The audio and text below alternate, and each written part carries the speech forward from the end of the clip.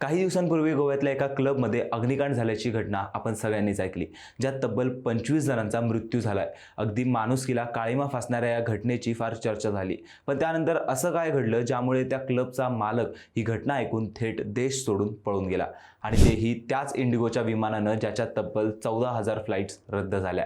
आगीच्या प्रकारानंतर अवघ्या काही तासातच बर्ज बाय रोमिओ लेन या नाईट क्लबचे मालक सौरभ लुथरा आणि गौरव लुथरा सरळ देशाबाहेर पळून गेले.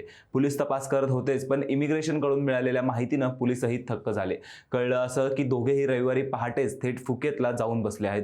गोवा पोलीस आता सीबीआयच्या इंटरपोल विभागाशी मिळून त्यांचा शोध घेत आहेत. दोघांविरुद्ध लुकआउट नोटीसही काढली आहे. तत्पूर्वी या प्रकरणात 5वा संशयित पोलिसांच्या हाती लागलाय, तो म्हणजे क्लबचा मॅनेजर करुण सिंह कोहली. मालकाच्या वतीने क्लबचं रोजचं कामकाज तोच बघत होता. असं सांगण्यात येत आहे की आग बर्थडेसाठी वापरल्या जाणाऱ्या इलेक्ट्रॉनिक फायर मशीनमुळे लागली आहे. त्यामुळे ज्या लोकांनी आपला जीव गमावला त्याची नुकसान भरपाई कोण देईल असा प्रश्न देखील निर्माण केला जातोय.